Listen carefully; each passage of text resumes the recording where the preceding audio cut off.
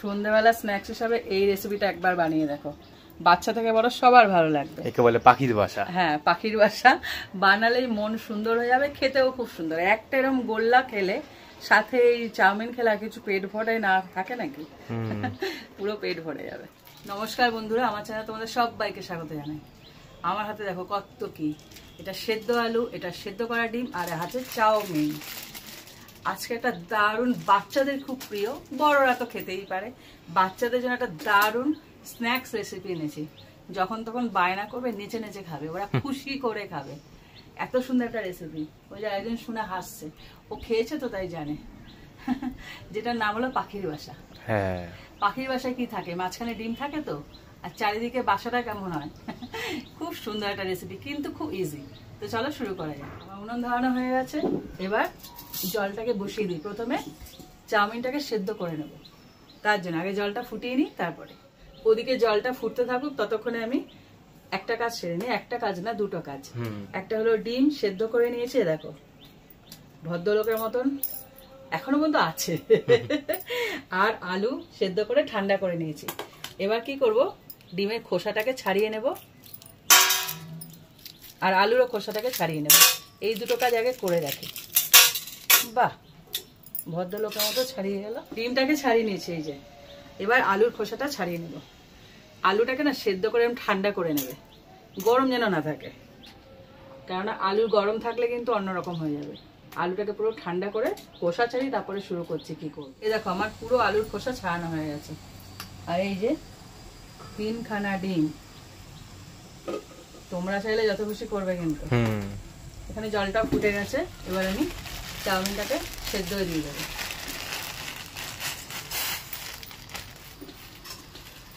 এবার এটাকে সেদ্ধ করে নিতে হবে, একদম না যেন গলে না যায়, পুরো একদম মানে ভাতের মতন গলে গেলে হবে না, একটু শক্ত থাকতে নামাতে হবে। তো খেয়াল রাখতে হবে চাউমিনটা যেন পুরো সেদ্ধ না হয়ে যায়। দেখো চাউমিনটা ঠিক এরকম মানে দেখিয়ে দিচ্ছি আমি, বা হাতে নিতে গিয়ে হাতে হয়ে যাচ্ছে। এই যে একটু শক্ত থাকতে, সেদ্ধ হবে কিন্তু একটু শক্ত থাকবে। এটাকে নামিয়ে নিচ্ছি। নামানোর সাথে সাথে এর মধ্যে জল ঢেলে দেবে, ঠান্ডা জল। ঠান্ডা মানে নর্মাল যে জল সেটাই, ফ্রিজের নয়, এমনি। চাউমিনটা তো ঠান্ডায় দিয়ে দিয়েছি। এবার একটা তাওয়া বসিয়ে দিচ্ছি। এই যে চাউমিনটা সেদ্ধ করেছি না, এটা দুভাবে তৈরি করব। একটা হলো যেমন মানে চাউমিন বা নুডলস যেভাবে বানায় নর্মাল, তোমরা চাইলে এর মধ্যে ক্যাপসিকাম কুচি করেও দিতে পারো, তবে আমার কাছে ছিল না তো ওটা আমি দিইনি। যেমন নর্মাল চাউমিন হয় আর কি, সেই চাউমিন একটু তৈরি করব। আর চাউমিন দুভাগে ভাগ হয়ে যাবে, আর কিছুটা আমি রেখে দেবো, সেটা পরে দেখাচ্ছি আমি কি করবো। তো এবার একটা তাওয়া বসিয়ে দিয়েছি, এর মধ্যে দিয়েছি তেল। তেলটা গরম করে নিয়েছি, এর মধ্যে রসুন কুচি আর লঙ্কা কুচি দিয়ে দেবো প্রথমে,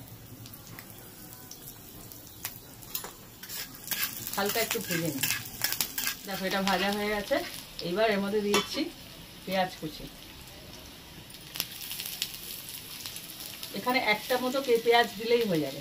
এবার তোমরা যদি বেশি পরিমাণে করো তাহলে পেঁয়াজের পরিমাণটা বেড়ে যাবে, সবকিছু বেড়ে যাবে, রসুন কাঁচা লঙ্কা পেঁয়াজ সবই বেড়ে যাবে। তো এটাকে আমি ভেজে নিয়ে যাবে। পেঁয়াজটা দেখো হালকা ব্রাউন হয়ে গেছে। এই সময় এর মধ্যে দিয়ে দেবো সস। প্রথমে দিয়ে দিচ্ছি টমেটো সস।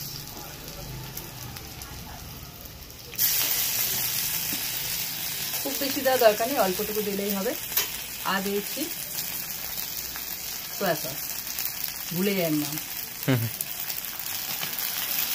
সয়া সস দুরকম হয়, একটা ডার্ক সয়া সস ঘন হয়, আর একটা পাতলা হয়, এটা পাতলাটা। তোমরা চাইলে ঘনটাও দিতে পারো। এইবার এটাকে হালকা করে মিশিয়ে এর মধ্যে চাউমিন দিয়ে দেবো। বললাম না অল্প চাউমিন দেবো, বেশি না, একদম অল্প। এটাকে মিশিয়ে নেব। দেখো ভালো করে মেশানো হয়ে গেছে। প্রথমে সয়া সসটা দেবে, কারণ সয়া সসে লবণ থাকে, সেই বুঝে এখানে হালকা করে লবণ ছড়াবে, একদম সামান্য, খুব বেশি দেওয়ার দরকারই নেই। সসের মধ্যে, দুটো সসের মধ্যে হালকা লবণ কিন্তু মেশানো আছে, সেই বুঝে লবণটা দেবো, কারণ পরিমাণেও কম আর সয়া সসেও লবণ থাকে। তো এটা মেশানো হয়ে গেলেই আমার রেডি হয়ে গেল এই নুডলসটা। এবার পরবর্তী কাজে চলে যাচ্ছি। তো এটা তুলে নিয়েছি একটা থালার মধ্যে। এবার আবার চাটুটা বসিয়ে দিলাম, মানে তাওয়াটা। এটাকে ঠান্ডায় দিই। এবার এর মধ্যে দিয়ে দিচ্ছি আবার তেল। মন দিয়ে দেখবে, কিছু না কিন্তু, পর পর পর পর দেখলেই বানাতে পারবে, একদম সোজা। আমি তেলটা গরম করতে দিয়েছিলাম, তেলটা পুরোপুরি গরম হয়ে গেছে। এই দেখো আমার গাছের কারি পাতা, এটা খুব ফেভারিট একটা পাতা। এর যে ফ্লেভারটা না খুব ভালো লাগে। প্রথমে এটাকে ভেজে নেব, একদম স্টিক শুদ্ধ, সরে যা, ডাকি শুদ্ধ ভেজে নেব। একদম ভালো করে মচমচে করে ভাজতে হবে, কারণ এই ভাজাটা, এই যে পাতাটা কাজে লাগবে। দেখো পুরো মচমচে করে ভেজে নিয়েছি। এবার এটাকে তুলে নেব। আমি কি করি, চানাচুর কিনে এনে যদি চানাচুরের মধ্যে কারি পাতা না থাকে, ভেজে ঘর থেকে দিয়ে দিই। অনেক কারিগরি করি। এবার এই তেলের মধ্যে দিয়ে দিচ্ছি পেঁয়াজ কুচি।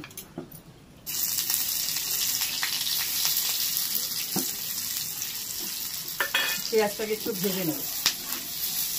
পেঁয়াজ কুচিটা দেওয়ার পর পেঁয়াজটা একটু ভালো করে ভেজে নিয়েছি। এবার এর মধ্যে দিয়ে দিচ্ছি রসুনটা গ্রেট করে। এখানে কি বলতো, কি তৈরি করতে চলেছি বলতো, আলুটা, যেটা আলু সেদ্ধ করে না, ওই আলুটাকে তৈরি করছি। তার জন্য এগুলো সমস্ত করে নিচ্ছি। বেশি না, 2 কোয়া রসুন দেবো ফ্লেভারের জন্য। এবার এটাকে একটু হালকা করে ভেজে নেব, কয়েক সেকেন্ড, ব্যাস ভাজা হয়ে গেল। এইবার এর মধ্যে দিয়ে দিচ্ছি চিলি ফ্লেক্স। খাবারটা খুব টেস্টি। হ্যাঁ, আলুটাই তো মেন, তা ওটাকে তো তৈরি করতে হবে সুন্দর করে। এবার এর মধ্যে দিয়ে দিচ্ছি লবণ। আলু যে পরিমাণ নেবে সেই আন্দাজে লবণটা দেবে। আমি আগেই লবণটা দিচ্ছি, পরে আলুটা অ্যাড করছি।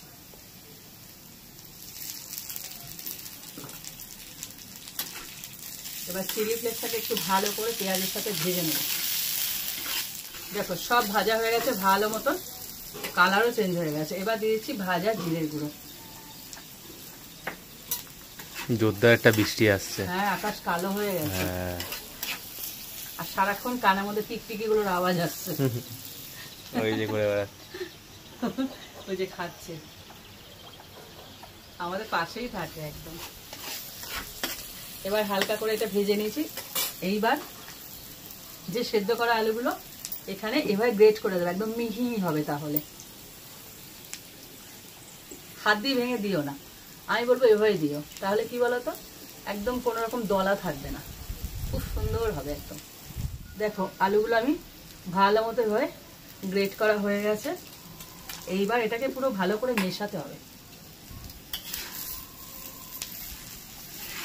উপর নিচ করে করে সুন্দর করে মেশাবে। এর মধ্যে বলো তো কি দেবো এবার? ডিম? না না, যে কারি পাতাটা ভাজলাম না। ও আচ্ছা, এই আলু সেদ্ধটাই তো মেন, এটাকে ফ্লেভারফুল বানাতে হবে। তো প্রথমবার দেখছি রেসিপিটা কি বানানো হচ্ছে। তো রেডিমেড খেয়ে নি তো। হ্যাঁ, এই যে ভাজা কারি পাতাটা এর মধ্যে দিয়ে দেবো। এই যে মানে পাতার যে ফ্লেভারটা অপূর্ব লাগে। একটু পরিমাণে বেশি দিও, 3-4টে এরকম ডাল ভেজে দিয়ে দিও। এইবার এটাকে ভালো করে মেশাবো। তৈরি হয়ে গেল আলুর যে পুরটা বানাচ্ছি। পুর ঠিক না, এটাকে কি বলবো, যেটার মধ্যে মানে আসল যে প্রিপারেশনটা সেটা হলো আলু। এটা তৈরি হয়ে গেল। দেখো আলুর পুরটা পুরোপুরি রেডি হয়ে গেছে। এবার এটাকে নামিয়ে ঠান্ডা করতে দেবো, তারপর শুরু হবে নাকি সব? এখনো দেরি আছে, একের পর এক চলছে। ওদিকে দেখো আলুটা ঠান্ডায় দিয়েছি, আর এদিকে চাউমিনটাকে রেডি করব। বললাম না 2 ভাগে চাউমিনে কাজ আছে। একটা চাউমিন নুডলস করে রেখে দিয়েছি, এই যে এই দেখো, আর একটা তৈরি করছি এখানে। জোরে বৃষ্টি নামলো। এরকম একটা থালা নিয়েছি সামনে, আর এই যে চাউমিনটাকে নিলাম। এবার এটাকে এর মধ্যে মাখিয়ে দেবো কর্নফ্লাওয়ার।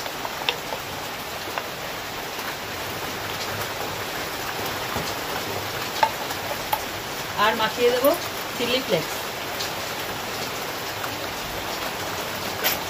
ভালো করে মাখিয়ে নেব, ভিজিয়ে দেবো, যারা একদম পুরোপুরি কোট হয়ে যায়। এটা মাখানোর পর এবারে দিয়েছি একটু লবণ, হালকা, একদম হালকা, ভালো করে মিশিয়ে দিতে হবে। এত আওয়াজ হচ্ছে না বাইরে, আমাকে চিল্লাতে হচ্ছে। এটা মাখানো হয়ে গেছে, এবার কড়াই বসিয়ে দিচ্ছি। তেলটা গরম হোক। তেলটা পুরোপুরি গরম হয়ে গেছে। এবার যে চাউমিনটা, এবার এটা একটা ছাড়বো।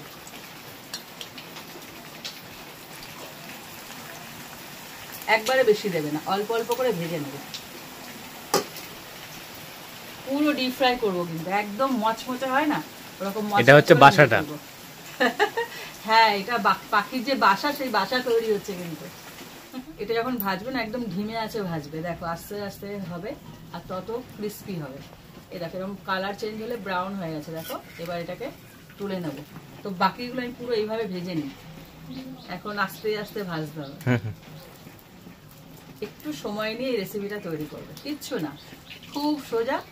আর একদম মানে কি বলতো, সব ঘরের মধ্যে পাবে, মানে ঘরের মধ্যে থাকে সমস্ত কিছু, কিছু বাইরে থেকে আনতে হবে না। দেখো আলুর পুরটা পুরো ঠান্ডা হয়ে গেছে। এবার ডিমগুলোকে তৈরি করছি, পাখির বাসা বানাচ্ছি। তা তার মধ্যে বাসার মধ্যে কি থাকে, ডিম থাকে, তো সেই ডিমটা তৈরি হচ্ছে। আর ওদিকে আমার এখনো পাখির বাসা তৈরি হওয়া চলছে। এবার এরকম আলু সেদ্ধটা নিয়ে, মানে ঠান্ডা হয়ে গেছে পুরো, এবার ডিমটাকে পুরো ঢেকে দেবো, যেন ডিমটা দেখা না যায়। ইয়া বড় একটা গোল্লা হবে, একটু যেন বেরিয়ে না থাকে ডিমটা। হ্যাঁ, সেইভাবে গোল করতে হবে। তৈরি হয়ে গেল। এইবার এটাকে, এখানে বিস্কুটের গুঁড়ো আছে, ওর মধ্যে মাখিয়ে নেব ভালো করে, যেন এটা লেগে যায়। দেখো তিনটেই কিন্তু তৈরি করা হয়ে গেছে। একবার করে কোট করে নেবে, তারপরে গিয়ে একটা ডিম ভেঙে নিলাম, ডিমটাকে ভালো করে ফেটিয়ে নেব। ডিমের মধ্যে হালকা একটুখানি, একদম সামান্য লবণ দিয়ে দেবো, আর দিয়ে দেবো একটু চিলি ফ্লেক্স।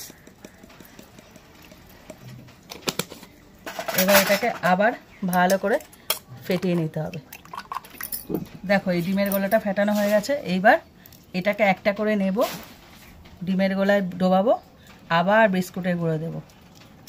তার মানে কী হবে বলো তো, একদম টাইট একটা কোটিং তৈরি হবে, ডবল করে দেওয়ার জন্য। দেখো তেলটা গরমে বসিয়ে দিলাম, আর এদিকে আমার চাউমিনগুলো সব ভাজা হয়ে গেছে, আর ডিমের বলও তৈরি হয়ে গেছে। শুধু অপেক্ষা তেল গরম হওয়ার। তেলটা গরম হয়ে গেছে। এবার একটা করে ডিম, আমি এটা তো ডিমই, ভেতরে ডিম আছে, ছেড়ে দেবো। একটা করে ভাজবে, খুব ভালো করে ভাজতে হবে।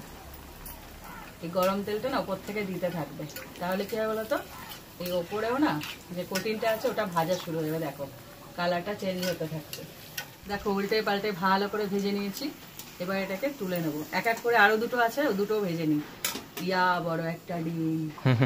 সমস্ত রেডি হয়ে গেছে। এই দেখো ডিমের গোল্লা, এই হলো চাউমিন, এটা সাজানোর জন্য। আর এই হলো পাখির বাসা যেটা বানাবো, সেই চাউমিন ভাজাগুলো। তো কিভাবে ডেকোরেশন করতে হয় সেটা দেখো। এগুলোকে হালকা করে ভাঙবে, চারিদিকে দিয়ে দেবে। এরকম ভাঙলেই ভেঙে যাবে, একদম মচমচে তো বাসা হয়ে গেল। হ্যাঁ, চারিদিক থেকে এরকম দিয়ে এইবার কি করবে, ওপর থেকে এই যে বানিয়েছিলাম চাউমিনটা, এটা দিয়ে দেবে মাঝখানটায়, ছড়িয়ে দেবে পুরো।